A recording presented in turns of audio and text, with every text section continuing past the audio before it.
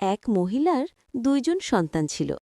একটা হচ্ছে সতীনের সন্তান, আরেকটা হচ্ছে নিজের। মহিলা সবসময় তার সতীনের সন্তানকে কুলে কুলে রাখত, কখনোই কুল থেকে নামাত না। এমনকি কুলে নিয়ে সংসারের সমস্ত কাজকর্ম করত।